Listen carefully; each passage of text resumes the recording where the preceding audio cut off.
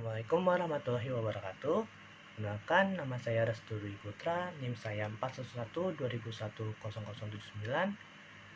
mahasiswa Universitas Mercu Buana, Fakultas Teknik Sipil. Hari ini saya akan mempresentasikan materi kedisiplinan sarjana. Dalam suatu pemahaman komprehensif dan simulasi untuk mengatasi dan menghindarkan diri dari korupsi, dengan mempelajari bagaimana membangun lingkungan yang kondusif dalam internalisasi nilai-nilai anti korupsi, serta terlibat sebagai individu yang aktif dalam menutupi kesempatan korupsi melalui pembangunan sistem integritas. Pertama adalah melakukan reframing untuk memudahkan proses internalisasi integritas. Yang kedua, memahami seeding dan perilaku otomatis dalam konteks perilaku anti korupsi. Dan yang ketiga adalah menjelaskan peran sistem integritas organisasi untuk menjaga individu berintegritas. Selanjutnya adalah reframing kultur. Salah satu contoh reframing kultur adalah upaya merubah orientasi dari perilaku korupsi yang berbentuk kolusi. Unsur-unsur yang membentuk kolusi baik perilaku, ucapan, emosi maupun pikiran, paradigma, atau kita sebut sebagai konten dilakukan perubahan untuk dikembalikan orientasi konteks menjadi gotong royong yang sebelumnya telah menjadi budaya yang sangat kuat di masyarakat Indonesia. Upaya-upaya untuk mengembalikan kembali nilai dan kebiasaan yang telah bergeser konteksnya untuk dikembalikan lagi menjadi konteks positif. Oleh Yudi Latif sering disebut sebagai penyembuhan nasional atau national healing. Sebagai upaya untuk memulihkan kembali semangat dasar atau fitrah dari berdirinya bangsa Indonesia, terdapat 7 semangat dasar yang diharapkan dapat ditumbuhkan kembali di bumi pertiwi Indonesia. Yang pertama adalah semangat ketakwaan pada Tuhan. Yang kedua adalah semangat keikhlasan dan ketulusan. Yang ketiga, semangat pengabdian dan tanggung jawab. Keempat, semangat menghasilkan yang terbaik. Kelima, kekeluargaan. 6. Semangat keadilan dan kemanusiaan. Dan yang terakhir adalah semangat perjuangan. Seeding of integrity. Seeding of integrity merupakan upaya untuk menanamkan pengaruh integritas pada bawah sadar hingga dapat membentuk perilaku, kebiasaan, dan budaya integritas, seakan menjadi suatu pertempuran antara integritas dan korupsi. Saling memperkuat untuk mempengaruhi pegawai negeri di Indonesia. Terdapat 3 aspek penting yang perlu disadari terkait pertempuran antara integritas dan korupsi. Yang pertama adalah koruptor menggoda biasanya pada saat seseorang di luar sistem. Yang kedua, koruptor menggoda biasanya pada saat keadaan sepi dan rahasia. Dan yang terakhir, koruptor menggoda dengan beragam cara dan menggunakan pengaruh yang sebelumnya di luar perkiraan atau wow effect. Selanjutnya adalah sistem integritas organisasi. Sistem integritas yang sudah ataupun yang akan dibangun merupakan lingkungan yang kondusif bagi peningkatan dan penjagaan integritas, seakan terjadi penyelarasan antara rohani dan jasmani dalam diri, penyelarasan jiwa, pikiran, perasaan, ucapan, dan tindakan dengan nurani dan lingkungan atau sistem dan budaya integritas.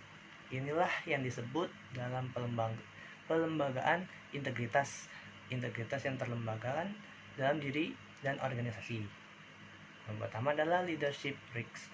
Pimpinan yang berintegritas tinggi akan menjalankan 2 kata kunci dalam implementasi sistem integritas, yaitu 1. Penyelarasan dan 2. Pengendalian.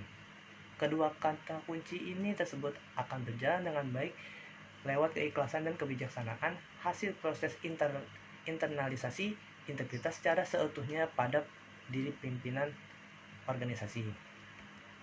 Yang kedua adalah pengendalian dan penyelarasan organisasi. Sistem integritas dimulai dengan terciptanya iklim etika yang kuat, yaitu kondisi organisasi di mana kode etiknya telah terinternalisasi dengan kuat pada individu, sehingga penyelarasan dan pengendalian organisasi dapat dijalankan dengan baik. Tujuan organisasi maupun pribadi tercapai dengan cara yang bermoral atau berakhlak. Organisasi harus memiliki kapasitas tata kelola yang baik, dan peran yang jelas. Organisasi memiliki kekuatan yang proporsional untuk menjadi kesatuan organisasi yang berintegritas dengan menggunakan kapasitas yang dimilikinya dilengkapi dengan adanya pengendalian secara proporsional serta adanya penyelarasan. Yang ketiga adalah komponen sistem integritas. Sistem-sistem khusus pembentuk integritas organisasi tersebut terbagi dalam sistem operasional organisasi dan sistem khusus untuk mengendalikan korupsi. Sistem operasional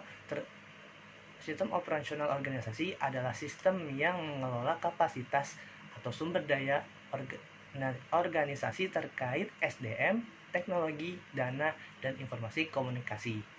Setiap organisasi wajib memprioritaskan sistem pembentuk integritas organisasi yang berdampak signifikan sesuai dengan nilai organisasi dan ruang lingkup finalnya. Dan yang terpenting adalah memastikan bahwa organisasi harus menjalankan sistem operasional dengan pengendalian korupsi beserta standar etika terintegrasi penuh dan dapat mempercayai integritas organisasi yang tinggi. Hal tersebut sesuai dengan pendekatan komprehensif antara persistem perilaku dan budaya.